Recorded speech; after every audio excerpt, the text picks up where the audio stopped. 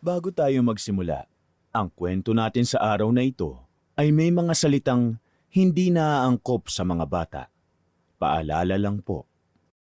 Humahagalpak sa katatawa si Harold habang pinapanood sa malaking flat screen TV ang isang kilalang pelikulang katatakutan noong dekada 80. Shake, Rattle and Roll yon na pinagbibidahan ni Manilyn Reynes.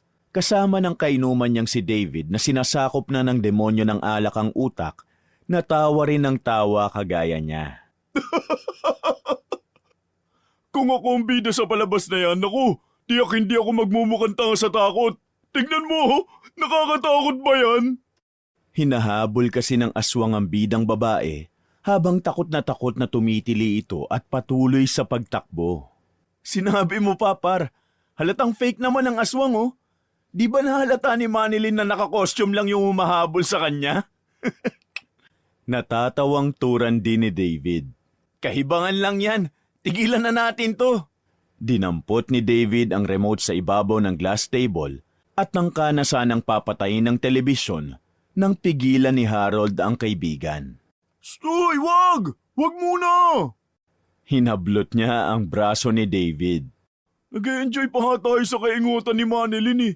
Masyado mo namang sineseryoso ang palabas. Alam nating di totoo yung aswang na yan. Saka, hindi pa magaling sa high-tech editing ang mga crew nung 80s.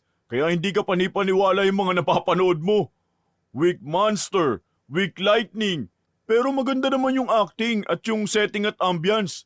Aminin mo, nakakakilabot no? Nagsali ng bote ng alak sa isang baso si David bago nito inumin. Lasing ka na ba, par? Ang dami mo nang nalalaman eh. Oh, gag, nagiging critical lang ako sa pinapanood natin. Ganun ako bilang magaling na reviewer. Kaya, I rate that aswang episode movie sa SRR2 7 out of 10. Pumalakpak si David bilang pagsang-ayon sa kanya. Ako naman, 3 out of 10. Ba't ang baba? Sinimot na nito ang laman ng bote ng alak. Walang thrill sa akin, pare. Saka ang boring. Pero maganda naman yung acting ni Manilyn Reynes, di ba? Nope. Namumula-mula na ang mukha nito, dulot ng kalasingan. Mag-ibang movie na nga lang tayo. Pumili tayo na mas magandang horror movie. Ayoko ng baduy na makaluma. Ikaw ang pumili kung anong sa tingin mong nakakatakot. Mas maganda sana yung gruesome. May halong brutal, suspense, thriller na horror. May pumitik sa utak ni Harold. Yung wrong turn na lang kaya. Nakakasuka yun. Naging pihika naman si David. Umasim ang mukha nito nang makainom ng tubig. Tapos ko na yun eh. Hanggang part 6.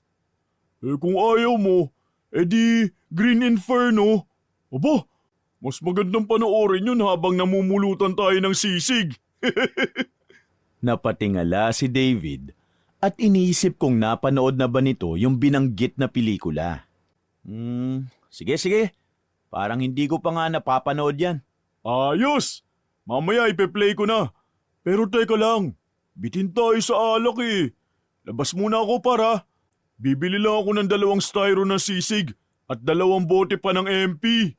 Yon! Yan ang gusto ko sa'yo, pare. Nagkukusa. Ako pa ba? Tumayo si Harold mula sa pagkakaupo sa malambot na couch.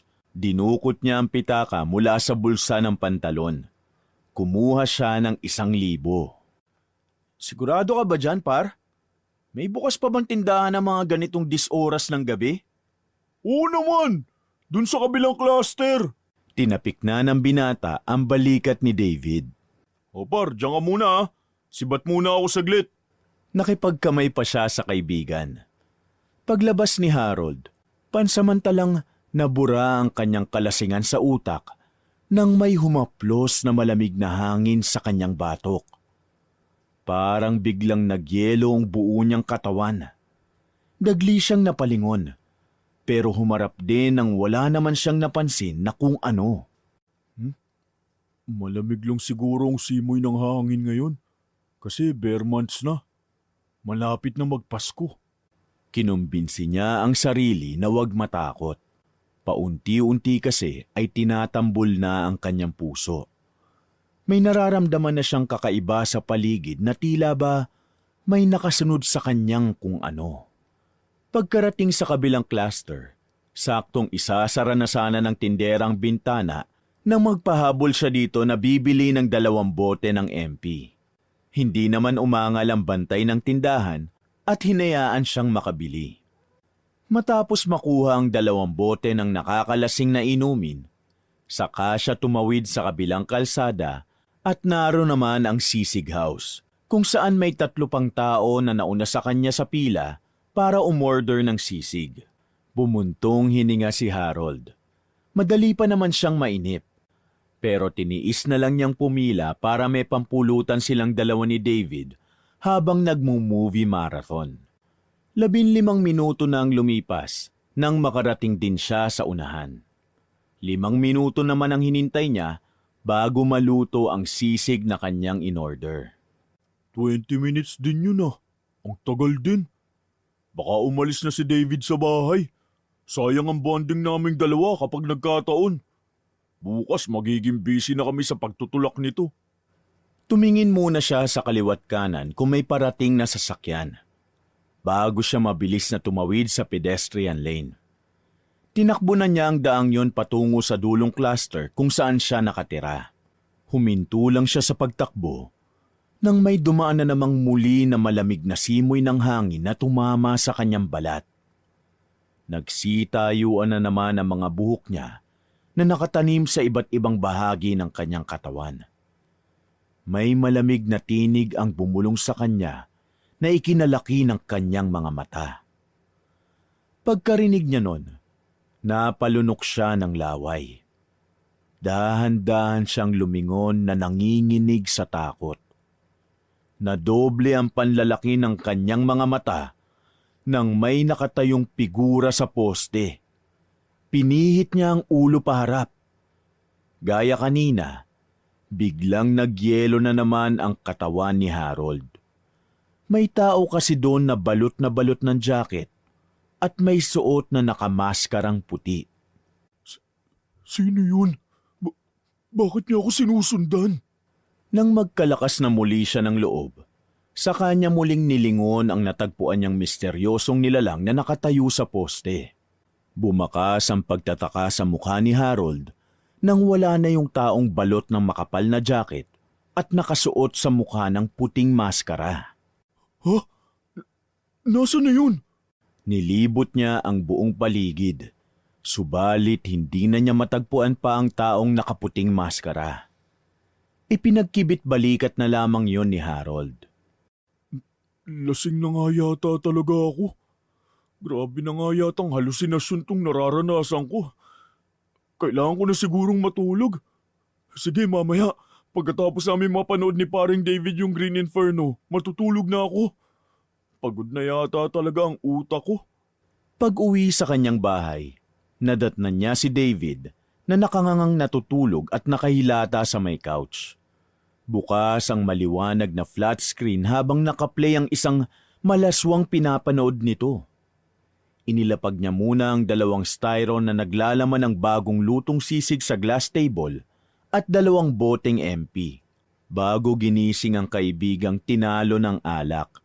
Hindi na rin kasi niya matiis ang parang baboy kung makahilik na si David. Hoy par! David! Gising! May sunog! Naghihisterical na umarte si Harold para magising ang kaibigang sinakop na ng pagkalango sa alak. Subalit kahit anong gawin niyang pagsisigaw, hindi pa rin namumulat ang binata. Para magising, nagtungo siya sa banyo. Gamit ang tabo, sumalok siya ng tubig sa timba. Saka yun ibinuhos sa mukha ni David. Parang nalulunod na napabalikwas ng bangon si David at kunwaring napasigaw naman si Harold. Sunog! Sunog! Saklolo! Tulungan niyo kami! May nagsusunog dito! Napahilamos ng mukha si David. Biglang nabura rin ang tama ng alak sa utak nito. Saka tarantang napatayo at papunta sa labas. Tulungan niyo ako! Nasusunog ako! Ah! Doon ay malakas na napahagalpak ng tawa si Harold sa inaakto ng kaibigan. Buwang! Bumalik ka dito! Hoy! Sira ulo! Hinabol niya si David. Pinigilan niya ang pagwawala nito at hinatak sa loob. Tawa pa rin siya ng tawa sa reaksyon ng kaibigan. Ano ba talaga nangyayari, Rold? May sunog ba talaga? Timang, wala no? Tara na sa loob. Magpalit ka muna ng damit. Basang-basa ka oh. Ipapahiram ko muna sa iyo ang damit ko. Pagpasok sa loob, pinagpalit na ni Harold ng damit si David. Tanong pa rin ang tanong ang kaibigan niya sa kanya kung anong nangyari. Wala raw kasi itong matandaan. Tinawanan na lamang niya ito. Huwag mo nang alamin pa, Vid. Mabuti pa, mag-relax ka muna. Kapag nahimasmasan ka na, saka natin itutuloy ang panonood natin ng Green Inferno, ha? Pero saan ba yung sunog? Napakamot ng ulo si Harold. Walang sunog. Baka yung panaginip mo nagkakasunog, di mo na pala alam. Saka ano yan? Ikaw di ka nagpapaalam sa akin. Manonood ka pala ng ganyan. Humagikgik ng tawa si David. Yan ba? Wala eh. Tinamaan ng init ng katawan. Unggoy! Lipat ko na sa Netflix ha. I-switch off mo na yung kalaswaan sa utak mo. Pinindot na niya sa remote ang Netflix. Saka hinanap ang movie na Green Inferno. Pagka-play nun, binuksan na ng dalawa ang sari-sariling MP at tinira ang pulutang sisig. Kinain na ni David yung sisig. Wala pa mang 2 minuto ang palabas na pinapanood, naubos na nito yung pulutan.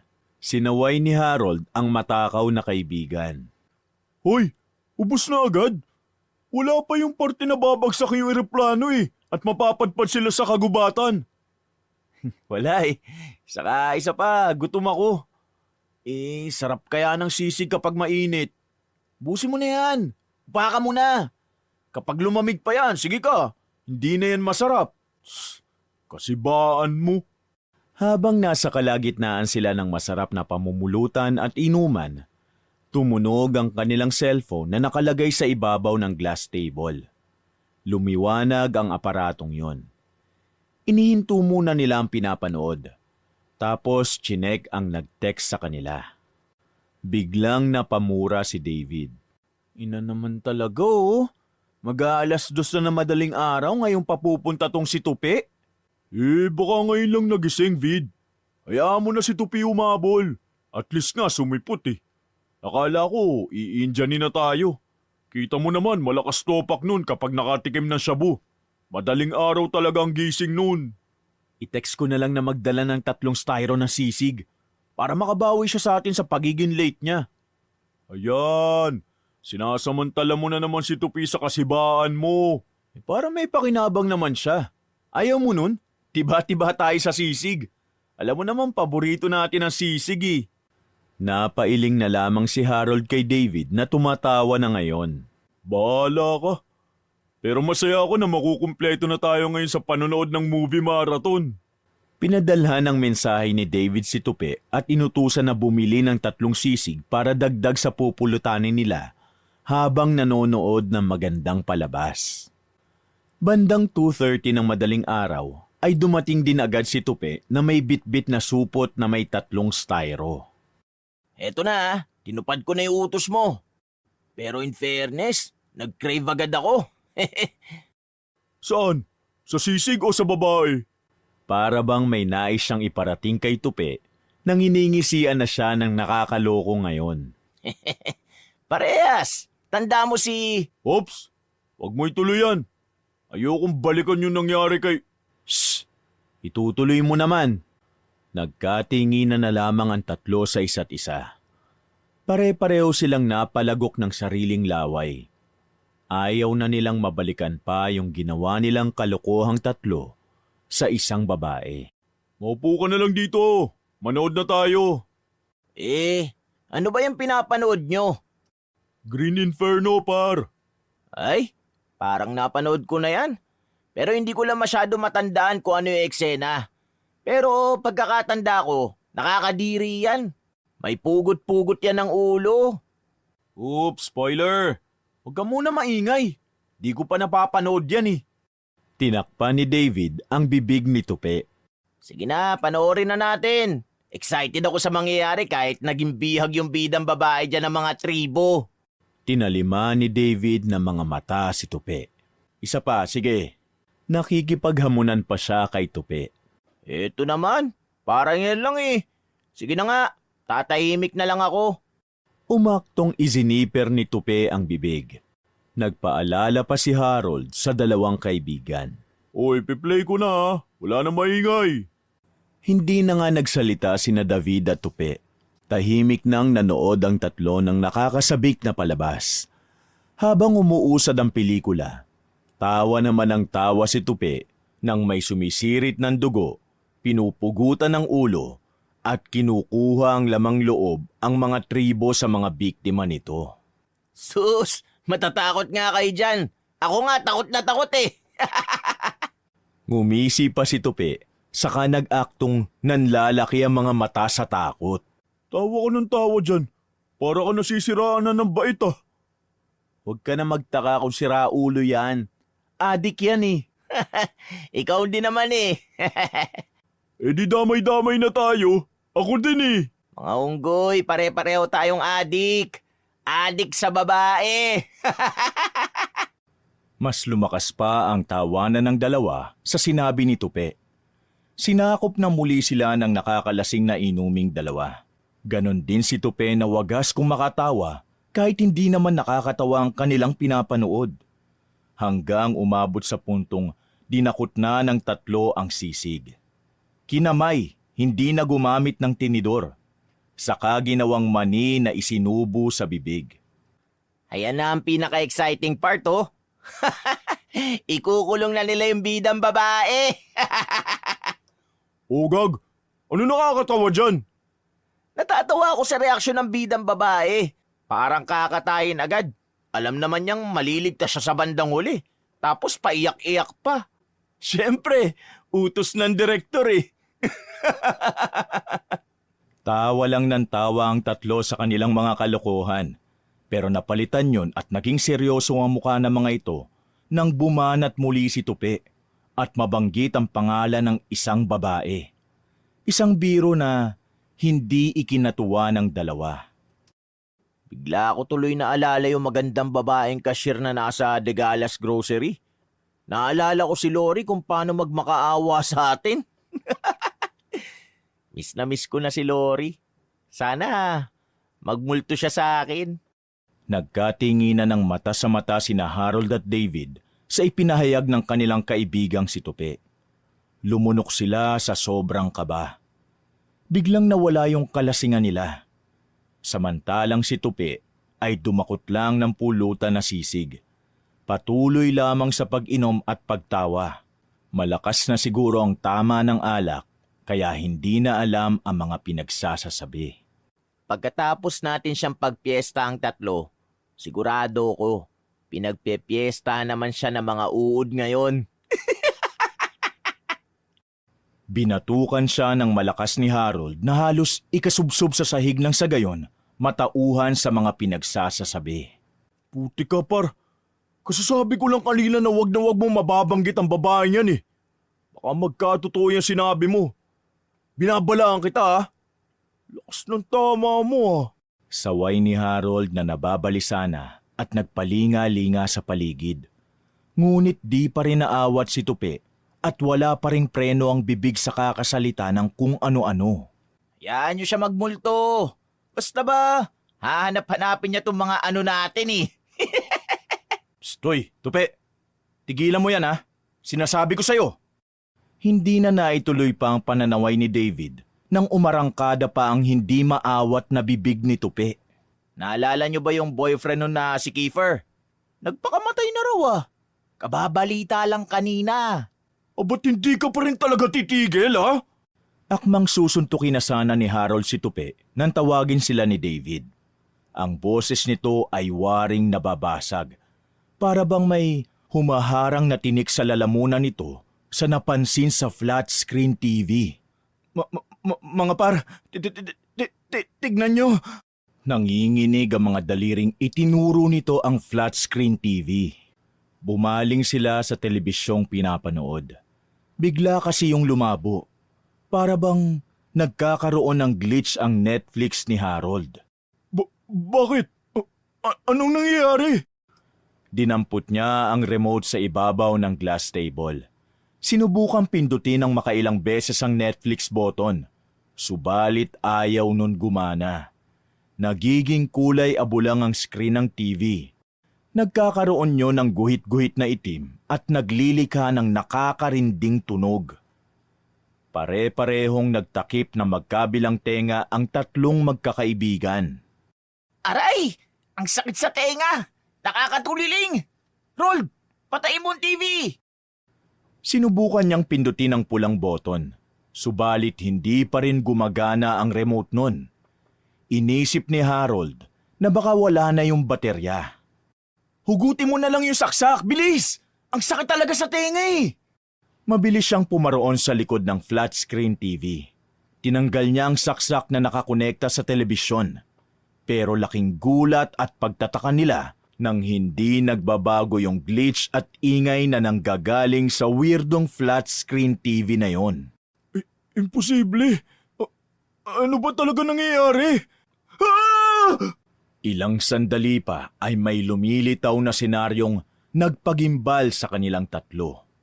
Malakas yung volume at napalundag sa gulat si David nang marinig ang pamilyar na sigaw nun na nanggagaling sa telebisyon. Sa pagkakataong ito, hindi na sila humahagalpak sa katatawa sa pinapanood. Tinatabla na sila ng takot na nararamdaman. Hindi na yun isang biro na kung papanoorin nila ay pawang mga nagsiganap lang na kilalang artista. Para mawala ang takot, si Tupe ay inubos ang isang botelya ng alak at wala siyang pakialam kahit may kakaibang nangyayari sa telebisyon ni Harold. Sinubukang hinaan ni David ang volume ng sound sa pamamagitan ng remote. Ngunit kahit hinaan ay ganun pa rin kalakas ang naririnig dito na ipinagtaka nila. Parang awa niyo na. Huwag po. Huwag po. Tama na. Huwag po. Ayoko na. Nanlaki ang mga mata ni Harold na parang pamilyar sa kanya ang senaryong yon. Isang senaryong ayaw na niyang mabalikan pang muli. Hindi kaya yan yung... Napatakip si Harold sa bibig. Ang napapanood nila ay isang hubot-hubad na babaeng umiiyak na nakagapos ang kamay sa likod, pati paa nito. Nakatihaya ito sa ibabaw ng malamig na stainless steel na lamesa. Nakitang-kita ang kabuuan ng katawan ng pagkababae nito. Labis ang pagmamakaawa ng babae, pero parang musika naman ito sa dalawa at tumatawa pa. Rold, si Lori yan ah! Hindi pinansin ni Harold ang napansin ni David. Seryoso lang nilang pinapanood ang palabas na yon. Isang totoong palabas o pangyayari na sila-sila mismo ang mga tauhan. Pinapanood nila sa telebisyon ang paglapit ng isang lalaking nakakulay berdeng kasuotan at saka naghubad ng pang-itaas. Pumatong ito sa babae, saka pinagpupupog ito ng halik sa leeg, papunta sa dibdib. Hindi. Ako yan ah. Paanas na wika ni David habang nanlalaki ang mga mata sa pinapanood. Hindi ito makapaniwala. Mas lalong dumaing ang babae nang magmula sa dibdib ay umabot sa ari ng babae ang pagpupog ng halik ni David. Tupi, itapat mo rito yung camera. Ayan! Narinig nilang utos ng isang pamilyar na boses na lalaki. Mula roon ay napadpad yung screen sa isang lalaking nakaitim naman na damit. Inalis nito ang pang-itaas maski ang pantalon nito at isinama pati ang underwear. Napapabuga na lang ng hangin si Harold nang mapagtanto niyang siya ang lalaking yun. Wait. Bakit nandyan yung video natin? Nanginginig na sambit ni Harold sa isip. Sunod-sunod na tinambol ang kanyang puso habang nasasaksihan ng kawalang hiyaang ginagawa nila kay Lori. Hindi na nakapagtataka ang kanilang pinapanood ngayon ay ang pangre-rape sa cashier na nagngangalang si Lori. Sa pagpapatuloy ng kanilang panonood, ay pareho na nilang nilalapastangan ni David ang katawan ng kaawa-awang babae. Sa bawat pagpalaho ng babae ay ang pagkakasasa ng dalawa sa puri nito. Matapos magparaos, inaya ni Harold sa humahawak ng kamera na ito naman ang gumalaw sa babae. Tupi, ikaw naman dito. Ayos ang experience dito. Sinsarap na sisig. Patawa-tawa at na-e-excite na lumapit si Tupi sa hubot-hubad na babaeng nakahiga sa stainless steel. Si David naman ang humawak ng kamera. Ako ba yan? Ang gwapo ko dyan ah! Di kalaunan ay lumabo muli ang screen at lumitaw roon ang hindi nila inaasahang senaryong tatambad sa tatlo. Nanginig ang mga kalamnan nila at nawawala na rin ng kulay ang mukha ng dalawa nang matagpuan nila ang mga sarili sa loob ng telebisyong yon na pinagtsatsap-tsap ng tatlong kalalakihan si Lori. Patayin mo ng TV, David! Patayin mo na! Biglang naghurumintado si Harold. Hindi ba? Hindi mo nga napatay ka ni... Basta patayin mo na! Baka sa'yo gumana! Heto na ang remote to! Pero wala nang maraming satsat! Sundin mo na lang ako! Agad na sumunod si David dahil nakakaramdam na rin ito ng takot. Nanginginig ang hinlalaking pinindot nito ang power off, subalit nakapagtatakang hindi naman namamatay ang telebisyon. Ayaw dumilim ng nasa screen. Patuloy pa rin na rumerehistro ang daloy ng eksena sa telebisyon. Hindi ito maaari. Paano yan? Anong gagawin natin? May sa demonyo pala yung TV na yan eh. Di ba trip lang naman nating videohan na nangyaring yun kay Lori? Hindi naman natin yun balak i-upload sa sensual site. Oo, binasag ko yung camera kasi sabi niyo baka matagpuan ng pulis.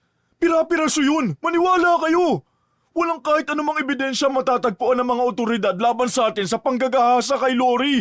Eh ano yan? Bakit nagpapakita yung pagcha-chop-chop natin kay Lori? Ewan ko, hindi ko alam. Saan mo ba binili ang TV na yan? Doon sandaling natameme si Harold. Ano? Bakit hindi ka makasagot? Hindi ko yan binili. Dinekwat ko yan. Kasama ko si Tupi. Gulat na bumaling si David kay Tupi na bagsak nang nakaupo sa couch. Otomatik na nagsasalita ito kahit nakapikit. Ninakaw namin ni Harold yung TV na yan sa kabilang bayan. Sa matandang lalaking pinaghihinala nilang mangkukulam. Napanganga si David sa sinabi ni Tupi. Ano? Doon pa talaga sa mangkukulam na yon? Oo. Eh yung pinaghihinala ang mangkukulam sa kabilang bayan, lolo ni Lori yun eh. Si Lori na ni-rape natin. Sa puntong yon, si Harold naman ang biglang napanganga sa sinabing yun ng kaibigan na kagulat-gulat. 1 linggo pa lang ang nakalilipas nang madispatsa ni na Harold, David at Tupi ang bangkay ni Lori. Matapos nilang pagputol-putuli ng mga bahagi ng katawan ng minolestya nilang babae, ibinaon nila sa iba't ibang panig ng lupa ang mga katawan nito. Paa, kamay, hita, tiyan, pati ang pugot na ulo nito. Nang sa gayon, mapagtakpan ang ginawa nilang krimen. Matapos ang maikling pag-uusap ng tatlo, binalingan nilang muli ang telebisyong nanlalabo. Laking gulat nila sa sumunod na eksena. Hindi na yun sakop ng trip na pangahalay sa video nila. Sa pangatlong beses ay muling lumabo ang screen ng TV at bumulaga roon ang mukha ni Lori na punong-puno ng dugo ang mukha. Hindi nakaligtas sa kanilang tatlo ang nanlilisik na mga mata nito.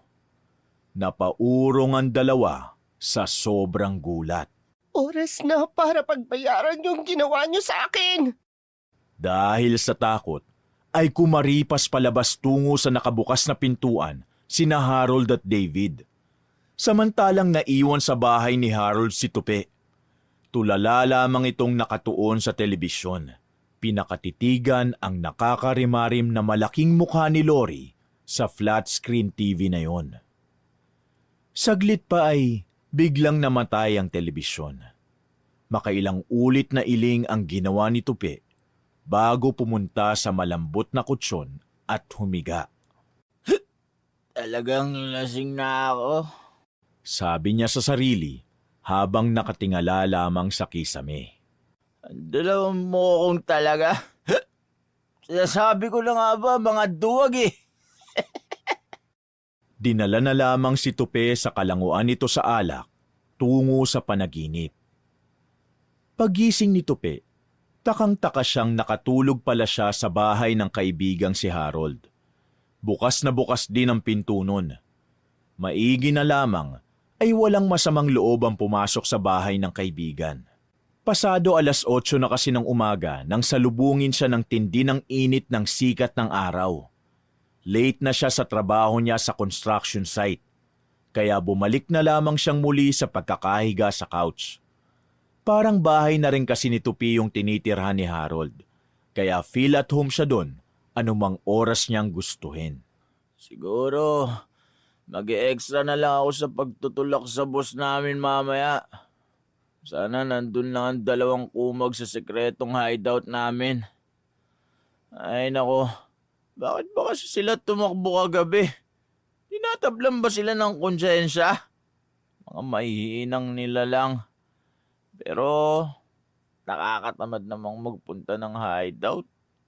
Dito na nga muna ako higa. Rod, sakit pa ng ulo ko eh. Tulog muna ako ah.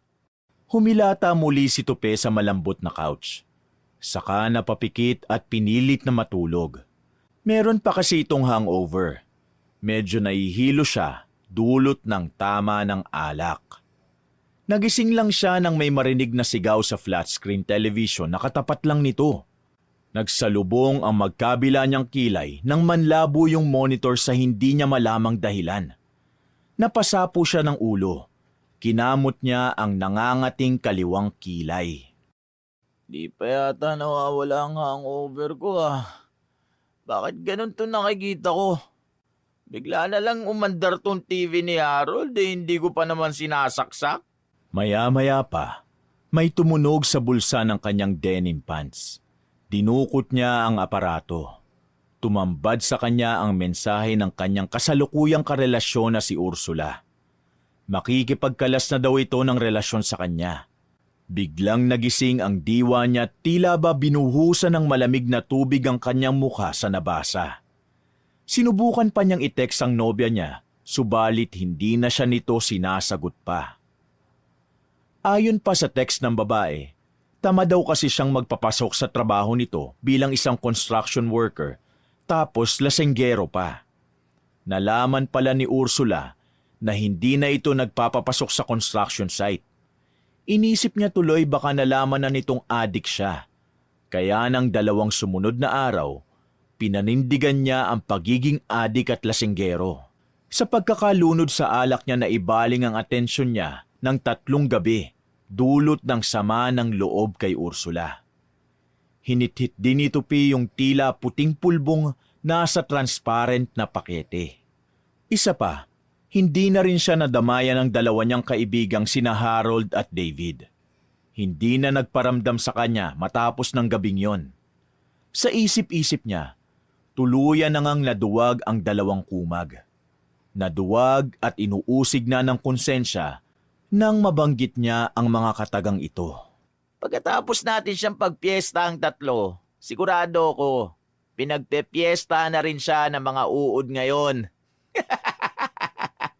Nangiti si Tupi sa naisip niyang yon. Pagkatapos ay tumungga sa maliit na kupita na may lamang alak. Nandoon pa rin siya sa bahay ni Harold. Gusto niya kasing salubungin ng kaibigan at madatnang loyal at concerned siyang naghihintay sa binata. Pero 3 araw na ang nakalilipas, hindi pa rin umuuwi si Harold. Maski si David na pinagtanong niya gamit sa text ang kaibigan malapit sa bahay nito. Sinamantala na lang ni Tupe ang pagkakataon na angkinin ang bahay ni Harold. Ayaw din naman niyang umuwi sa bahay dahil sa sermonan lang siya ng nanay niya na walang ibang inatupag kundi ang magsugal. Binuksan na lamang ni Tupe ang telebisyon para malibang sa pelikulang katatakutan na para sa kanya ay hindi naman talaga nakakatakot. Gusto niya lang matawa sa katangahan at reaksyon ng bida. Ano kaya magandang pwedeng pagpilian dito? Uy! Artista na ako! Hindi na niya nagawang ilipat sa Netflix para makapamili siya ng magandang papanoorin. May tumambad na sa kanyang eksena na hindi niya mawari bakit yun ang unang bumungad. Ang mukha niya mismo ang tumambad sa malaking screen. Kamukhang kamukha niya yun na parabang nananalamin lang siya nun. Nakangisi ito sa palabas bago isuot ang kulay puting mask sa bibig at ilagay sa ulo ang cover na parang nag-o-opera lang. Lumayo sa screen ang taong kamukha niya at kitang-kita na naka-all white dress ito na mistulang isang ang doktor.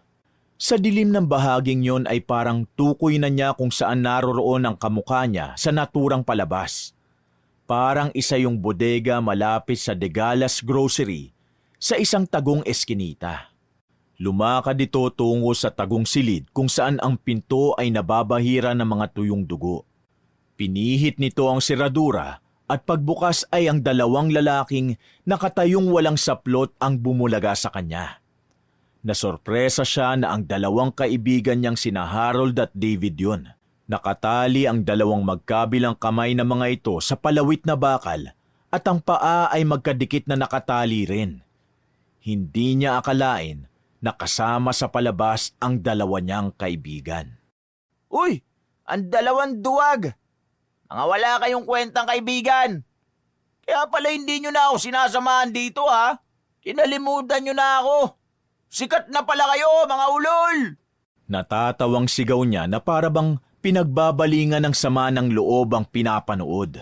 At saka, mga pornstar na pala kayo, mga para. Ayos! Gaganda ng katawan, hala! Nagulat siya nang sabuyan ng kanyang kahawig ng malamig na tubig ang 2 walang malay na taong sina David at Harold. Doon ay napasinghap ang 2 at saka nagising. Nagkaroon na ito ng mga ulirat. Inalis na nung lalaking kahawig niya ang mask nito nang sa gayon ay makilala ng 2. Anong ibig sabihin nito, Tupe? Nasaan kami? Bakit kami nakahubot-hubad? Anong gagawin mo sa amin, par? Nanginginig na mga katagang sabi ni David. Takot na takot ito. Nangangatog ang mga katawan dulot ng lamig ng tubig na sumaboy sa 2. Nanlaki ang mga mata ni Tupe na halos hindi makapaniwala sa sinabi ni David. Pakawalan mo kami. Alam naming gumagamit ka, kaya mo lang ginagawa ito. Magpapagaling ka, par, ha? Tutulungan ka namin makabangon, Tupe. May himig na pagsusumamong saad ni Harold. Huwag mo namang gawin sa amin to, par. Nakikiusap kami sa'yo. Kalagan mo na kami. Natatakot na kami sa'yo. Imbes na sagutin ng 2, ay nagpunta itong kahawig ni Tupe sa katabi na sinundan naman ng screen patungo roon. Sa isang mahabang lamesa, may nakalagay na nakahanay na iba't ibang uri ng mga patalim. Huwag mong gawin sa amin to, Tupe. Mga kaibigan mo kami. Diyos ko, tulungan mo kami. Pamilyar ang boses noon na nagmumula kay Harold. Umuugong ang flat screen TV na yon. Walang pikit na pinapanood lamang ni Tupe ang susunod na mangyayari. Nakangisi lang yung kahawig niya sa screen pagkatapos ay kinuha ang isang mahabang patalim. Sa tingin ni Tupe, ito na yata ang pinakamahabang patalim na nakahanay sa lamesang naroon na ginagamit ng mga mandirigma, ang katana sword. Mabilis na bumaling ang kamerang yon sa katawan ni David. Lumapit ang kamera at waring na-zoom in sa mukha ng lalaki. Halatang namumutla ang mukha sa takot sa maaaring kahinatnan nito. Kaso nawala yung takot nito at napalitan ng pagtataka nang diretsyong tumingin ito sa kamera at malaman kung sino ang humahawak nito. Teka, ikaw? Magkasabot kayo? Anong katarantang... Ah! Hindi na naituloy ni David ang susunod na sasabihin nang masaktan ito at mangasim ang mukha nito sa sakit. Hayop kayo! Bakit yan pang pinutol nyo? Ang sakit! Na-zoom out ang kamera sa normal view. Kitang-kita sa ibabang bahagi ng katawan ni David ang pagsirit ng dugo nun. Tumatalsik pa ang mga patak ng pulang dugo sa screen kung paano naputol ang pagkalalaki nito. Pinulot ng kahawig ni Tupe ang malambot na bagay na yon na naputol kay David. Ibalik mo sa akin yan, traidor ka! Akin na yan! Ang ari ko! Dumako naman ang kamera sa posisyon ni Harold. Naging karindi-rindi ang paghiyaw nito sa sobrang sakit nang maputulan din ito ng ari. Diyos ko! Tupe, aray ko! Ano bang ginawa namin sa'yo kasalanan? Bakit ba ginagawa mo sa amin to? Ang sakit! Tanging pagtangis ng dalawa ang naririnig niya sa pinapanood. Isang nakakarinding paghagulgol ang nasaksihan niya nang pinutol ang pinakaiingat-ingatan ng mga ito na pagkalalaki. Naagaw muli ang atensyon ng telebisyon sa tupi na yon nang may kinuha itong injection sa lamesa. Tupe, tigilan mo na to. Wala kaming kasalanan sa'yo. Tigilan mo na ang pagtutorture sa amin. Pagmamakaawa ni Harold pagkatapos humagulgol na maririnig sa ugong ng telebisyong pinapanood ni Tupi. Yakap-yakap na ni Tupi ang sarili. Hindi niya akalain na siya ang gumaganap ng totoong brutal na kawalang hiyaan sa dalawa niyang kaibigan. Tupe, naging mabuti kaming kaibigan sa'yo. Wala kaming ginagawang masama sa'yo. Ngunit isang masamang pukulang na tingin ang iginanti nito bago kumurba ang labi. Nginisian lang nito ang lalaki na may ibig sabihin. Walang halong awa sa mga mata. Wala nga ba? Sarkastikong sabi nito at saka itinarak sa hita ni Harold ang injection, gayon din kay David. Wala pala. Mga sinungaling! Muli na namang pumailan lang ang kanilang hiyaw. Aray! Tupe, tama na! Tupe, par! Ang sakit na! Sobrang sakit na! Sige, magsinungaling pa kayo. Dagdagan nyo pa ang inyong mga kasalanan. Sige! Napupuno ang ingay sa pinapanood ni Tupi. Tulala lang siya sa pinapanood. Pinalibutan na siya ng takot na naramdaman sa buo niyang katawan. Gayunpaman, ipinagpatuloy niya ang panonood. Hindi na rin kasi siya makatayo na parang estatwa na lang sa pagkakaupo. Para na rin siyang tinatawag ng kalikasan pero hindi niya magawang makatayo sa kinauupuan at pumunta sa banyo at ilabas ang laman ng kanyang pantog. Dahil na rin sa magandang palabas na kanyang pinapanood na siya mismo ang bida. Ayan, pampamanhid yung tinuro ko sa inyo. Para wala na kayong maramdaman sa oras na putulin ko ang mga bahagi ng katawan nyo. Gaya ng ginawa nyo sa akin. Sigaw nito bago kunin uli ang katana. Mula sa pagkakabanat na pagkakatali sa magkabilang dulo ng kamay ng dalawa, hinataw ng kahawig ni Tupi ng katana ang kaliwang braso ni Harold na sinundan din ang pagputol ng kaliwang braso din ni David sa kaparehong patalim. Humiwalay ito sa pagkakatali at naiwan ang braso nilang nakatali pa rin na umuugoy sa palawit. Isinunod din nito ang kanang braso ng dalawa. Tuluyan silang nakakawala pero para naman silang bulating nagkakakawag. Para tuloy tinutuon ni Tupe ang papanoorin sana nila ng gabing yun sa pelikulang Green Inferno. Halos mapuno na ng mantsa ng dugo ang puting damit ni Tupi sa loob ng TV. Pero parang siyang-siya pa ito at gustong-gusto nito ang ginagawa. Hindi na ito maawat sa karumal-dumal na pagputol ng iba't ibang bahagi ng katawan ng dalawa nitong kaibigan. Pinatamaan muli ng patalim ng kanyang kamukha ng katana ang hita ng dalawa. Putol na ang magkaparehong paa at kamay ng dalawang tukmol. Tupi! Ah! Hinang-hina na ang dalawa. Hindi na gumagalaw sina Harold at David, pero patuloy pa rin niyang pinaghahataw ng mahabang patalim ang kanyang mga kaibigan. Kitang-kita na nga ang lamang loob ng mga ito. Nakakalat sa sahig ang mga magkakahalong bituka, atay, apdo, bato at puso. Hindi rin pinalampas ang pagpugot sa ulo ni na Harold at David. Parang kinakatay lang na baboy na hinahati-hati ng mga matador. Matapos ang karumal-dumal na pagpatay ng kahawig ni Tupi sa dalawa, humarap ito sa kamera. Iniangat nito na tangan sa magkabila nitong kamay ang hawak na mga ulo. Sa kanang kamay, ang ulo ni Harold, samantalang sa kaliwa nito ay ang ulo ni David na parehong dilat na dilat ang mga mata. Nakanganga rin ang bunganga ng dalawang binawian niya ng buhay. Ay, Tupi! Eto na ang dalawang mong kaibigan. Anong pakiramdam na pinapanood mo mismo ang sarili mo? At ikaw mismo ang killer.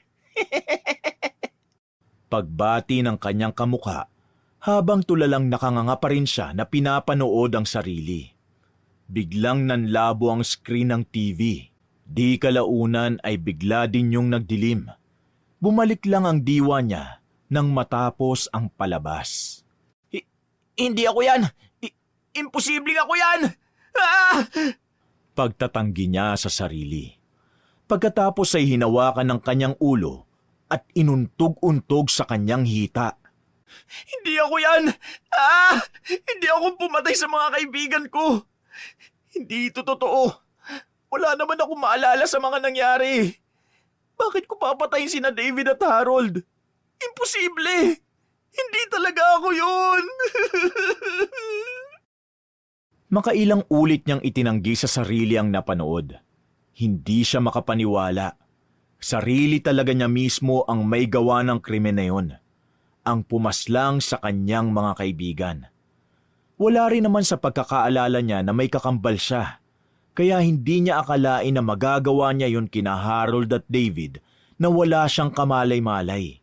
Inisip niya rin na baka dulot lang yon ng kinaaadikan niyang pag-inom at ipinagbabawal na gamot. Subalit matinong-matino pa naman ang pag-iisip niya at hindi tinatabla ng matinding halusinasyon. Subalit hindi naglaon, totoo ngang pinapanood niya na ang kanyang mismong sarili. Humarap siya sa nakatayong mahabang salamin. Pinakatitigan niya ang kanyang mukha. Siniyasat niya isa-isa ang parte ng katawang nakalagay sa kanyang mukha. Mata, ilong, at saka bibig. Ganon din ang pagkakaayos ng kanyang buhok na kuhang-kuha sa kanyang pinapanood. Muli niyang sinabunutan ang sariling buhok. Napalunok siya ng sariling laway. Hindi kaya sinaniban ako ng kung sinong kaluluwa habang natutulog ako? Posible kaya yun? Na habang tulog ako, may kumokontrol sa akin? Sleepwalking? O baka demonyo na ng alak o droga ang sumasanib sa akin kaya ginawa ko yun sa sarili ko mga kaibigan? Hindi niya pinaniwalaan ang samot-saring naiisip niya. Hindi pwede ito. Hindi ako yun. Hindi ko pinatay ang mga kaibigan ko. Halos mabaliw siya nang makita sa gilid ng mata niya ang suot na mahabang puting damit na nababahira ng mantsa ng dugo. Nakalapag yun sa sulok ng kabinet. Yun ang ginamit ng mamamatay tao sa palabas na kanyang pinanood. Bakit nandito to? Ibig bang sabihin ito? Totoong pinatay ko sina Harold at David? Gustong-gusto niya nang mahimasmasan sa mga nangyayari. Kinumbinsi niya ang sarili na sana matauhan na bangungot lang ang lahat ng ito. Nanginginig ang mga kamay na kinuha niya pa sa laundry basket ang puting damit na may mantsa ng mga dugo. Gigil na ibinalik niya yon sa lalagyan ng mga labada. Hindi nga sabi ako yun! Para makalimot sa pinanood ay dumukot siya sa bulsa ng sigarilyo. Magyoyosi siya para kumalma at ituon ang atensyon sa kasalukuyang problemang nangyayari sa kanyang buhay. Ngunit pagkadukot niya sa kaliwang bulsa ng kanyang denim pants, ay hindi sigarilyo ang kanyang nakapa. Sobrang lambot kasi nun at bigla ring gumapang ang kanyang kilabot nang madukot yun. Pagkakita niya sa bagay na yon sa kanyang bulsa, mabilis niyang nabitiwan yun sa pandidiri. Napagtanto niya kung ano yun. Putol na ari yun ng isa sa kanyang dalawang kaibigan. Ah! Anak ng teteng naman talaga! Napamura pa siya sa pagkagulat. Iwinagwag niya ang kanyang kanang kamay sa pandidiri. Tulirong-tuliro na siya. Muling ibinaling ni Tupe ang kanyang atensyon sa flat screen TV. Umandar ulit yun sa hindi niya malamang dahilan. At ang mukha niyang may mga talsik ng dugo na galing sa kanyang mga kaibigan ang tumambad sa kanya. Hindi ka ba natutuwa na akong bida sa pelikulang pinapanood mo ngayon? Malutong muli na napamura si Tupe sa panguuyam na natatanggap niya sa kahawig na nasa telebisyon. Tumigil ka! Hindi ikaw ako! Hindi ako pumatay sa mga kaibigan ko! May gumulong na bola sa kanyang harapan. Dahil sa galit, pinulot niya ang bolang yon at ibinato sa TV. Tumigil panandalian ang halakhak na naririnig niya sa malaking aparatong yon. Nabasag ang screen nun at kahit nasira na niya ang TV, naririnig pa rin niya ang sarili niyang humahalakhak na talagang tumutuliling sa puno ng kanyang tenga. Hindi ikaw ako! Tigilan mo na ako! Lubayan mo na ako! Hindi na nakatiis si Tupe. Tumakbo na siya palabas ng bahay ni Harold. Wala na siyang pakialam kung anong kahihinatnan sa kanyang sarili. Basta gusto niya nang magising sa bangungot na ito. Maya-maya ay nakarinig siya na may bumulong habang tumatakbo siya sa kung saan-saan. Hindi ka makakatakas sa akin, Tupe. Magbabayad kayong lahat sa ginawa niyo sa akin. Matapos ang bulong na yon, ay napatakip siya ng tenga nang sumabog ang nakakarinding halakhak sa kanyang pandinig. Hindi! Patay ka na! Huwag mo na kaming guluhin pa! Titigil lang ako kapag nakamit ko ng hustisya na para sa akin. Sandali siyang nahinto sa pagtakbo. Tinalo niya muna ang boses ni Lori sa isip niya at nang mawala, doon na siya nagpatuloy sa pagtakbo. Titigilan mo rin pala ako eh. Dami mo pang satsat. Tinahak ni Tupe ang madilim na daan. Mabuti na rin ay wala nang dumadaang sasakyan ng mga panahon na yon. Kaya nagpatuloy siya sa pagtakbo. Balak niyang dumiretso sa sikretong lugar kung saan ay isa siyang pusher. Hihingi siya ng tulong sa kanyang boss. Ikukwento niya dito lahat-lahat. Baka sakaling may maitulong ito sa kanya. Takbo lang siya ng takbo, pero walang hangganan yata ang dulo nun. Habang pabilis ng pabilis ang mga paa niya, mas lalo naman siyang napapalayo sa dulo. Bakit napakalayo naman ito? Pagod na ako. Para na rin siyang hingal kabayo ng sandaling yon. Nang makarating na siya sa dulo ng dilim, isang nilalang ang natagpuan niya doon na nag-aabang sa kanya. Nadatnan niya ang nilalang na may suot na makapal na jacket habang nakukublihan ng hood ang mukha nito. Nang matamaan ng liwanag ng buwan ang mukha ng nilalang na yon, ay nakaputing maskara rin ito. Gaya ng nakaengkwentro ng kaibigan niyang si Harold noon. Wala talagang tsansa na matukoy ang pagkakakilanlan nito. Matapang niyang sinigawan ng taong naka-jacket na nakamaskara ng puti. Hoy! Huwag kang paharang-harang dyan! May pamaskara-maskara ka pa ha! 2 buwan pa bago mag-Halloween! Kala mo naman nakakatakot ka? Sige! Suntukan tayo, ano? Nakipaghamunan pa siya dito ng suntukan. Ano? Sige, lapit! Kala mo natatakot ako sa'yo? Wala, Hindi na niya itinuloy ang susunod na sasabihin nang may bitbit ang weirdong nilalang na yun ng isang mahabang patalim, ang pamilyar na katana sword. Hawig na hawig yun sa napanood niya kanina na ginamit sa pagpatay sa kanyang dalawang kaibigan. Umurong ang buntot niya nang papalapit ito ng papalapit sa kanya. Mabagal ang bawat paglapit nito sa kanya na nagpadagundong sa kanyang dibdib. Pailing-iling siya habang may iniisip na kung ano. Teka, posible kayang siyang mapanlinlang na ako na napanood ko kanina sa TV ni Harold? Naging alerto si Tupe nang patakbo ng lumalapit ang nakaputing maskara sa kanya. Pumihit siya patalikod at tatakbo na sana. Subalit sa sobrang pagkataranta, nawala siya sa balance at agad na bumagsak sa lupa. Naku po Diyos ko, katapusan ko na yata. Nang maabutan siya ng taong nakaputing maskara, akma na sanang iahataw kay Tupe ang katana. Nang mabilis siyang umaksyon at sinipa na parang kabayo sa tiyan ang misteryosong tao. May kalakasan ng pagsipa niya, kaya napahiga ang weirdong nilalang. Nakahanap agad siya ng pagkakataon para tumayo at saka pumulas ng takbo.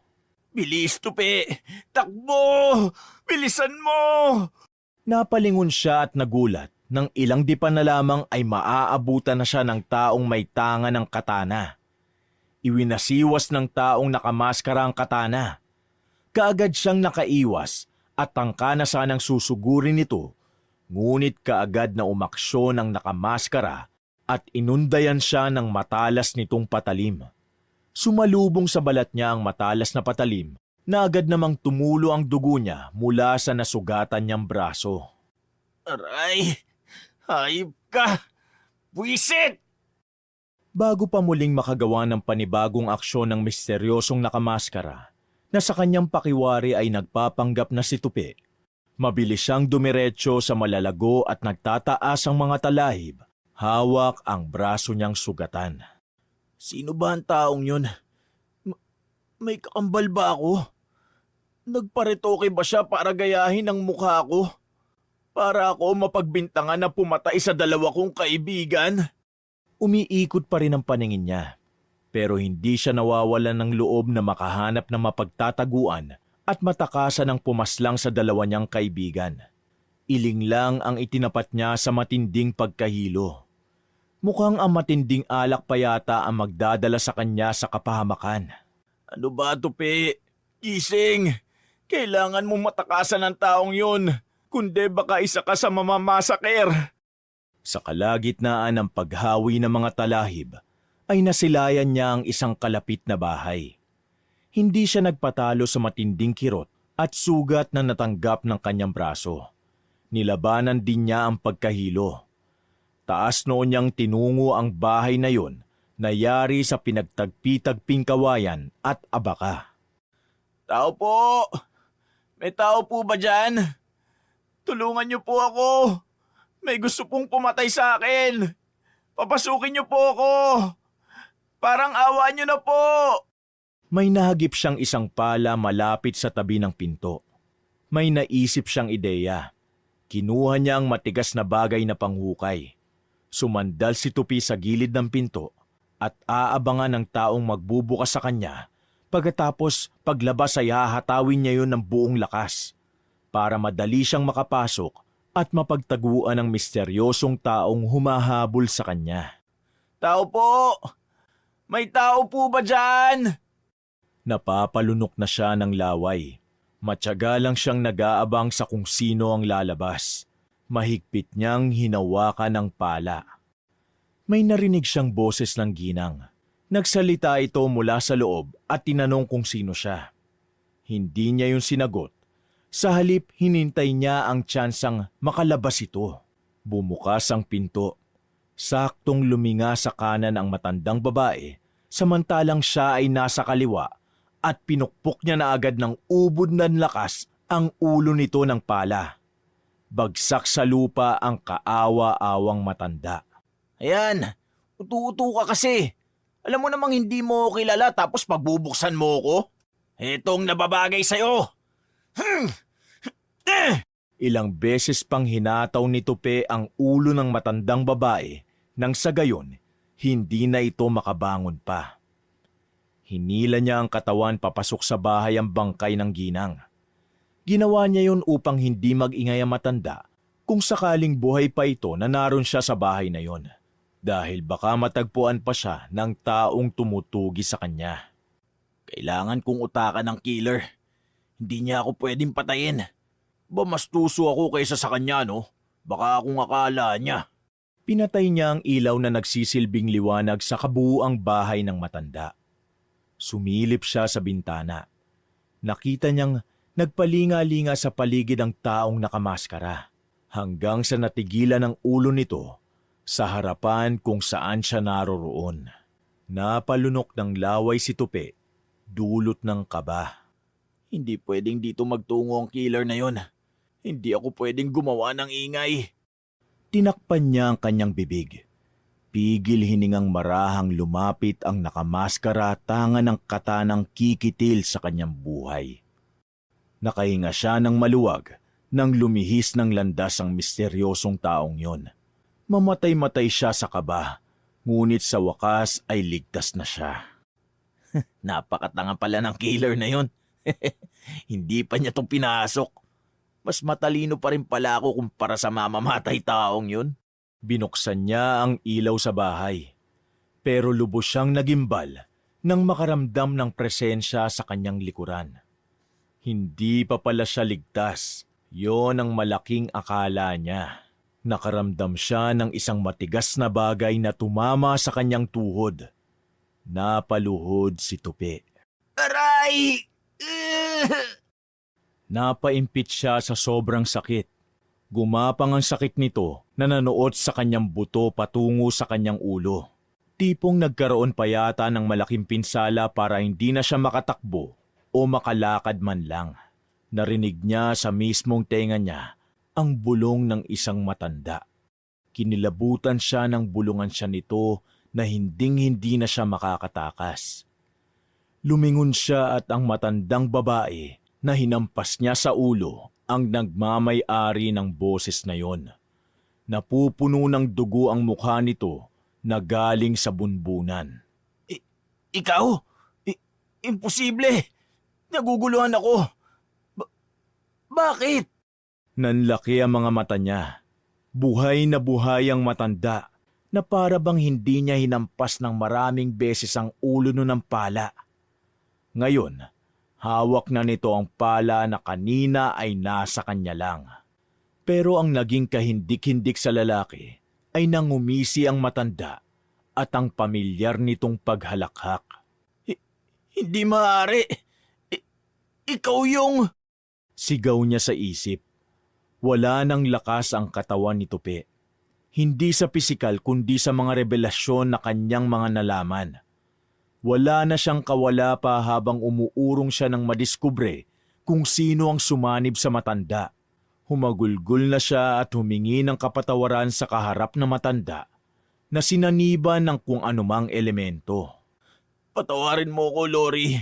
Patawarin mo ko sa mga kasalanan na gawa ko sa iyo. Hindi namin sinasadya. Hindi sinasadya? Pang-uuyam ng babae sa kanya. Pinaboy niyo ako. Nirape niyo akong 3. Mga demonyo kayo! Mas lalo pang lumakas ang paghagulgol ni Tupe. Maniwala ka. Sina David at Harold yun. Sila naman talaga ang pasimuno nito eh. Nadamay lang ako. Sinungaling! Nahinto sa paghagulgol si Tupe nang bumagsik na ang mukha ng matanda na sinaniba ni Lori. Tumahimik ka na, Lori. Mamaya pa ka na. Susuko na lang ako sa mga pulis. Pagbabayaran ko lahat ng mga kasalanan na gawa ko sa inyo. Huwag mo lang akong patayin. Hindi siya pinakinggan ng matanda. Sa halip, lumapit pa sa kanya at pinalo ang kaliwang binti niya ng pala. Humiyaw siya sa sobrang sakit. Tila ba nabali pa ang mga buto nito. Kahit lumuha kayo ng dugo, hindi ko kayo patatawarin. Hindi! Wag! Ilang beses ginawa yun ng matanda. Sa kabuuan ng bahay na yon ay namamayani ang ingay ni Tupi. Hanggang sa umabot na sa limitasyon ng lalaki. Para bang sumisikip na ang dibdib nito sa hindi malamang dahilan. Katapusan mo na, Tupi! Magsasama na kayo ng dalawa mong hinayupak na kaibigan!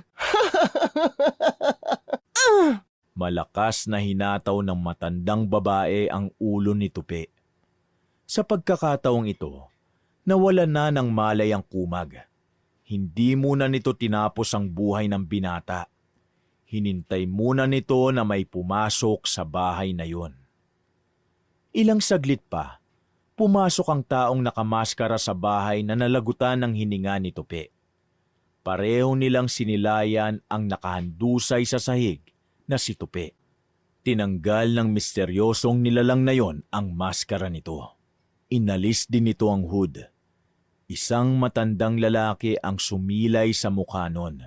Kinausap si Lori na nasa katawan ng matandang babae.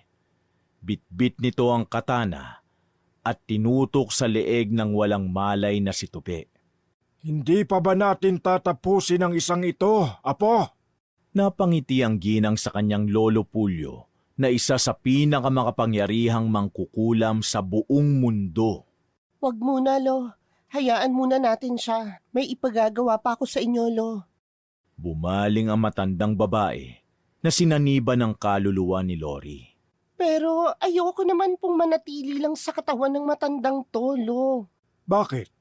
Ano pa bang balak mo dyan sa taong isa sa pumatay sa iyo, Apo? Umangat ang ulo at ngumuso si Lori. Kagaya po ng ginawa natin sa taong yan nung tulog siya, nung tinamaan siya ng alak, nung nawala siya sa sarili dulot ng droga. Inangkin ko ang katawan niya para patayin yung dalawa niyang kaibigan. Nagkrus ang dalawang kilay ni Lolo Pulyo. Ibig bang sabihin, gagawin ulit natin yung body switching? Napatango si Lori. Ayoko sa katawang to, Lo. Nakakasuka. Parehong binuhat na maglolo ang katawan ni Tupi at dinala sa warehouse kung saan nangyari ang krimen. Kung saan pinatay at ginahasa si Lori ng 3 magkakaibigan at kung saan pinatay ni Lori gamit ang katawan ni Tupi sina Harold at David. Doon din nila ginawa ang mapanganib na ritual, ngunit madali lang sa lolo ni Lori. Isa pa, ang lolo din nitong si Pulyo ang kumontrol sa TV na pagmamay-ari nito na ninakaw ng 3 magkakaibigan para takutin ang mga ito. Dahil sa isa sa pinakamakapangyarihang mangkukulam, nakakaya nitong tawagin ang kaluluwa ng namayapa na. Abilidad din ito ang magpalipat ng kaluluwa sa taong wala na, gamit ang kakaiba nitong itim na kapangyarihan. Nang masetap na ang lahat, inilapag ng 2 matanda ang walang malay na katawang tao ni Tupi sa isang stainless steel na table. Kasunod nun, kinuha din nila ang bangkay ni Kiefer na dinudumog na ng mga langaw. Wala silang pakialam kahit naaagnas na ito at may kakaiba ng amoy. Para kay Lori, gusto niyang buhayin muli ang pinakamamahal nitong si Kiefer na nagpakamatay para sa kanya nang malamang pinaslang siya ng mga halangang kaluluwa. Hayaan mo, Kiefer. Magkakasama na rin tayong dalawa. Buhay na buhay. Pero sa ibang katawan lang. Gagawin ko ang lahat para sa ating dalawa. Deserve nating mabuhay at ang mga masasamang damo lang ang dapat mawala dito sa mundo. Sila ang dapat mamatay. Bulong niya sa mismong tenga ni Kiefer. Sumigid ang nakakasulasok na amoy sa ilong ni Lori. Napangiti lang siya, saka bumaling ng tingin sa kanyang lolo Pulyo. Ano? Gusto mo pagsabayin ko na kayong magpalipat ng katawan? Mas mainam, Polo, para sabay din kaming mabuhay ng normal ni Kiefer. Sa hindi kalayuan, may 2 stainless steel table naman ang walang laman. Humiga na rin si Lori na may matandang pangangatawan sa malamig na lamesa. May binuhat naman si Lolo Pulyo na isang babae na walang malay. Parang gripong umaagos ang malapot na dugo sa ulo nito. Inilapag yun ng matandang lalaki sa katabing lamesa kung saan nakahiga si Lori na may matandang pangangatawan. Nahirapan ako sa babaeng ito. Masyadong maingay. Kaya yun, napalakas tuloy ang paghampas ko sa kanya ng tubo. Anong pangalan niyan, Lo? Kung di ako nagkakamali, yan yata ang nobya ng tupi na yun. Ang pagkakaalala ko, Ursula, nakipaghiwalay na yan sa tupi na yon. Itong cellphone niya, ayon sa text, batugan daw kasi itong si Tupi. Tamad magtrabaho, drug addict at lasenggo. Kung ganun pala, nababagay lang ako sa katawan ng babaeng yan. Oo, tama ka dyan, Apo. Prostitute nga lang ang babaeng ito. Baka gamit na. Ayos lang yun, Lo. Basta makasama ko si Kiefer. Hinawakan ni Lori ang maugat na kamay ng matandang lalaki. Simulan na po natin, Lo. Lumaki ang pagkakangiti ni Lolo Pulyo. Saka piniga ang kanyang kamay. Naglakad si Lolo Pulyo sa pagitan ng apat na nakahigang katawan sa apat na stainless steel table. Pumikit ang matandang mangkukulam. Sinimulan nito ang matinding ritual. Tumirik ang mga mata ni Lolo Pulyo. Hanggang sa purong puti na lamang ang natitira sa eyeball nito. Wala ng itim. May inilabas na garapon ng matanda. Malakas ang bawat pagkakabigkas nito ng makapangyarihang Latin habang tinatawag nito ang itim na kamatayan. O hari ng kadiliman, ikaw ay aking Diyos magpakailanman. Ikaw ay magpakita sa akin para makamit ang katarungan. Gamitin mo ang iyong karit at higitin ang kaluluwa ng halang na yan upang ipalit sa binatang kinitil ang sariling buhay para sa nobya niyang itinuring niyang kayamanan. Nagbitiw ng panibagong kataga si Lolo Pulyo dahilan para lumakas ang ihip ng hangin sa paligid. Nabalutan ng presensya ng kadiliman ang matandang lalaki. O tagatid ng mga kaluluwa, ikaw ay aking tinatawag, huwag ka sanang tumawa. Hindi ako nagbibiro at lalong hindi buhaya. Ngayon mo sa akin ipakita ang iyong pagkatimawa.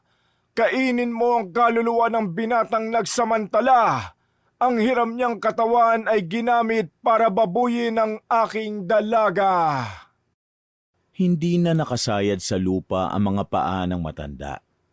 Idinipa ni Lolo Pulyo ang dalawang kamay. Ilang sandali pa, lumitaw sa likuran ng matandang mangkukulam si kamatayan. Balot na balot ito ng itim na kasuotan. Bungo ang ulo nito. Bit-bit nito ang karit na ginagamit para higitin ang kaluluwa ng malapit ng mamatay. Ibinaling ni Lolo Pulyo ang ulo sa nakahigang si Tupi. Malikot ang ulo nitong umiiling-iling. Nagsasalita ang binata habang nakapikit. Huwag niyo po akong patayin. Magbabago na po ako. Pangako po, magpapakabait na po ako. Pagbabayaran ko lahat ng kasalanan ko sa bilangguan. Biglang nawala sa likuran ni Lolo Pulyo si kamatayan at lumipat sa tabi ng nakahiga sa stainless steel table na si Tupi. O kamatayan, kunin mo na ang kaluluwa ng taong yan. Gamitin mo ang iyong karit. Muling nawalang parang bula si kamatayan sa tabi ng nakahigang si Tupi. Sumulpot ito sa likuran ng nakaangat na si Lolo Pulyo at saka siya binulungan. Ibinulong ni kamatayan sa mismong tainga nito na hindi pa raw oras ng binatang yon. Kailangan pa daw nitong pagbayaran lahat ng kasalanan nito bago daw siya nito kunin. Maya-maya, hindi na naramdaman ni Lolo Pulyo ang presensya ni kamatayan. Hindi ito maaari. Kamatayan, bumalik ka! May kasunduan na tayo. Huwag mo akong iwan dito! Sumayad na sa lupa ang mga paa ng matinik na mangkukulam. Nabigo itong kunin ng kaluluwa ni Tupi. Subalit may pangalawang plano si Lolo Pulyo. Unti-unti itong lumapit sa katawan ng binata. Hinawakan nito ang ulo ni Tupi at may ibinulong dito. O kapangyarihan kong itim, kunin mo ang kaluluwa ng taong ito. Ikulong siya sa garapong ito. O kapangyarihang itim, inuulit ko, iwanan ang katawang ito at ihiwalay ang kaluluwa nito. Palakas ng palakas na ibinibigkas ni Lolo Pulyo ang katagang yun. Napapasigaw naman sa sobrang sakit si Tupi habang nagriritwal si Lolo Pulyo. Ilang sandali pa, sumuka ng itim na dugo ang binata. Gumamit si Lolo Pulyo ng garapon para ipangsahod sa mga yon. At nang matapos ay tinakpan ito. Huwag niyo po kuhanin ang buhay ko. Hindi kayo Diyos para kunin ang buhay ko. Hindi kayo. Huli na, bata! Ilang sandali pa, hindi na nga gumalaw pa si Tupi. Sinigurado pa yon ni Lolo Pulyo.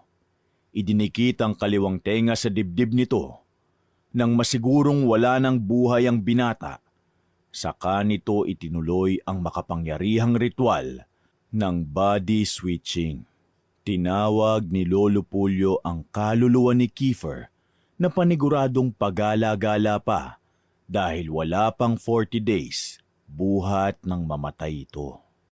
Kiefer Estrada, akin kong tinatawag ang iyong kaluluwa. Angkinin mo ang katawang lupa na ito. Iyong iyo na yan. Sakupin mo ng iyong kaluluwa ang katawang ito. Buhayin mo ang iyong sarili. Mamuhay ka sa panibago mong katawan. Nagsindi ng kulay berdeng kandila si Lolo Pulyo. Pinatakan nito ang bangkay ni Kiefer. Ilang saglit pa, napangiti ang matandang lalaking mangkukulam nang bumangon sa stainless steel table si Tupi. Napahalakhak ito sa sobrang tuwa nang nasa katawan na ni Tupi si Kiefer. Sa wakas, Kiefer, maligayang buhay na pagbabalik sa mundong ito. Sa ngayon, iyong iyo ng katawang yan. Maghintay ka lang dyan. At ang aking apong si Lori naman ang ililipat ko sa katawan ni Ursula. Hindi bagay sa kaluluwa ng dalagang katawan ng isang matanda. Kailangan sa isang sariwa at dalaga rin na katulad niya. Pinuntahan na ni Lolo Pulyo ang dalawang stainless steel table kung saan yung isa nakahiga ang dalagang si Ursula at yung isa naman ay si Lori na nasa katawan ng matandang babae. Diyan ka lang, Kiefer. Huwag kang aalis dyan. Paalala pa ni Pulyo. Isang mahinang pagtangulang ang itinugo ng binatang yon. Wala pa itong reaksyon. Siguro naninibago si Kiefer sa bago nitong pangangatawan. May inilabas ulit si Lolo Pulyo na garapon. Muli siyang nagbitaw ng makapangyarihang kataga. Lumakas muli ang ihip ng hangin sa paligid. Umaangat na rin paunti-unti ang mga paa nito. Namumuti na rin ang mga mata nito sa pagbibitaw ng latin. Idinipa ni Lolo Pulyo ang dalawang braso. Habang palakas ng palakas ang binibigkas ng matandang mangkukulam, ang katawan ni Ursula at Lori ay unti-unti ring umaangat. Hindi na nakalapat ang mga likuran nito sa malamig na lamesa. Sinasamo ko sa kapangyarihan ng dilim. Ang katawan ng dalawang babaeng ito ay iyong pagpalitin. Ang kinin ng aking apong si Lori Gutierrez ang katawan ng dalagang ito. Buhayin mo muli siya sa panibago niyang pangangatawan. Sa ngalan ng Hari ng Dilim, huwag mong ipagkait ang panibago niyang buhay sa kanyang ninanais. O itim na aming kinakamtan, naniniwala kami sa kapangyarihan mo. Sa patuloy na pagsasambit ni Lolo Pulyo ng makapangyarihang itim na katagang yon, nagulat siya nang mabasag ang bote ng garapon. Bumalik ang itim sa mga mata ng matandang mangkukulam. Anong ibig sabihin nito? Biglang bumigat ang mga paa ni Lolo Pulyo. Nawala ang kapangyarihan niyang magpaangat. Bumagsak din sa stainless steel table ang dalawang katawang pagpapalitin niya sana. Sinong bumasag ng garapon ko? Nilibot ni Lolo Polyo ang buong paligid. Napansin nitong nawala ang katawan ni Tupi sa kinahihigaan nitong mesa. Umiling-iling ang matanda ng mapagtantong nasa katawan pa rin nito si Tupi. Ibig sabihin, hindi gumana ang ritual ko. Hindi ito maaari. Lumabas kang bata ka! Magtoast tayo! Harapin mo ako! Sa halip na si Tupi ang humarap, ang makapal na jacket na nakaputing maskara ang sumalubong sa matanda. Bit-bit nito ang mahabang patalim na katana. Tignan natin kung hanggang saan ang kaya ng itim na mahika mo sa sandatang ito. Animal ka! Hindi ka pa mamatay-matay! Nagnit-ngit sa galit si Lolo Pulyo. Nagsambit na makapangyarihang kataga ang matanda. Walang atubiling umatake naman si Tupi gamit ang katana. Itutusok na sana ni Tupi ang mahabang patalim sa tiyan ng matanda nang tumilapon ang katanang yun sa malayo. Anong? Sabi ko sa'yo huwag mo nga hamunin ang kapangyarihan ko! Sumugod muli si Tupi. Ngunit tumilapon lang din ang katawan nito sa malayo. Sabay malakas na bumagsak. Hirap na itong makatayo dulot ng pinsala. Lumapit si Lolo Pulyo sa nahihirapang tumayo na si Tupi. Tinanggal nito ang puting maskara. Napaimpit sa sakit ang binata. Pati yata baywang nito ay nabali na. Ano? Lalaban ka pa? Bumuka ang bibig ni Tupi at may ibinulong na kung ano. Yung ilaw sa warehouse biglang pumutok. Nagdilim ang buong paligid. Mailap at naging alerto ito sa dilim. Saka nito kinapaka pa ang sandatang panlaban niya. Animal kang tupi ka! Hindi ka makakatakas sa akin! Sinasabi ko sa iyo, makatakas ka man sa akin. Pero sa batas ng tao at Diyos ng kabutihan, hindi ka makakatakas! Tagaktak na ang pawis ni Tupi. Pero nang makapanya ang matalas na bagay, may binigkas muli siyang litanya. Kataga akong makapangyarihan. Ang mga kandila'y iyong pagningasin. Nang matagpuan ni Tupi kung saan may nakasinding kandila, mabilis niyang inatake gamit ng katana ang taong natagpuan niya sa kadiliman. Sumuka ng dugo si Lolo Pulyo. Tago sa dibdib ang mahabang patalim na yon. Hindi ka si Tupi! Ikaw si... Bago pa man maipagpatuloy ni Lolo Pulyo, nalagutan na ito ng hininga. Tuloy-tuloy na bumagsak ang patay na katawan nito sa lupa. Kasabay din ng kamatayan ni Lolo Pulyo, ang pagkawala ng kapangyarihan nito at humiwalay ang kaluluwa ni Lori sa katawan ng matandang babae. Sa wakas, natapos na. Napaluhod na lang si Tupi sa sobrang panghihina. Nang makabawi ng lakas, sa kanya binuksan ang pinto ng warehouse. Sumilay sa kanya ang liwanag ng sikat ng araw. Punong-puno siya ng galos at sugat sa katawan. Hinubad niya rin ang makapal na jacket sa katawan. Tanging sando at short na lamang ang suot niya ngayon. Aalis na sana si Tupi sa warehouse na yon nang makarinig ng pag-ungol ng isang babae.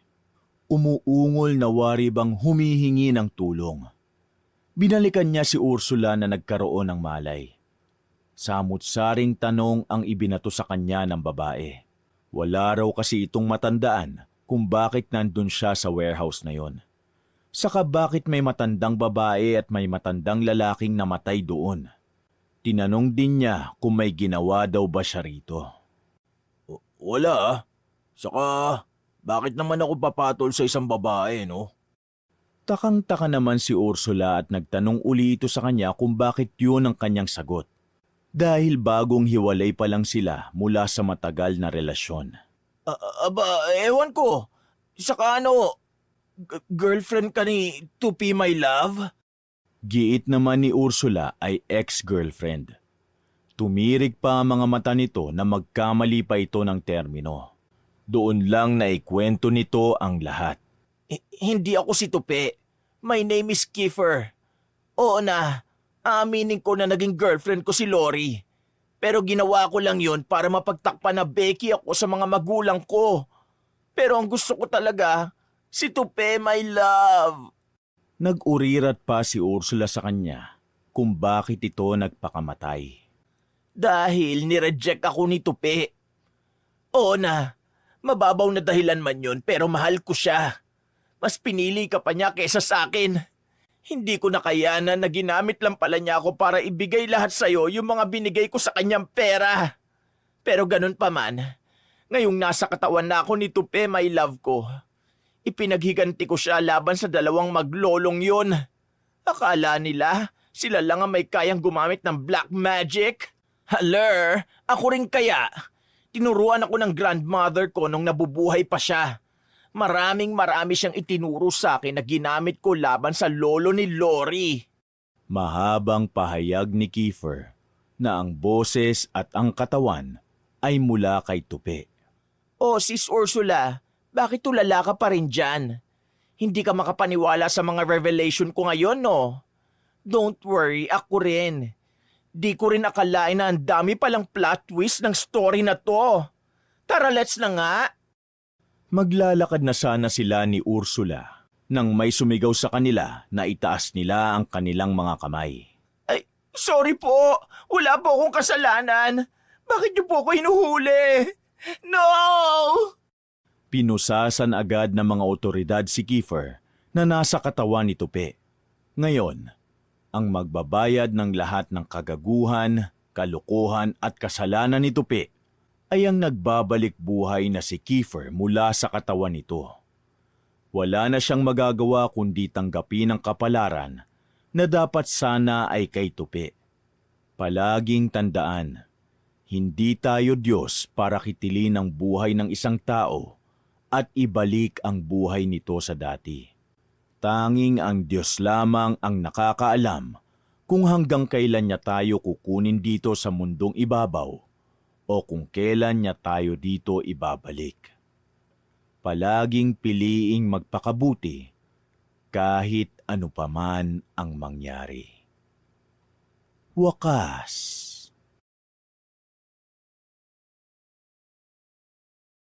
Bago tayo magsimula, ang kwento natin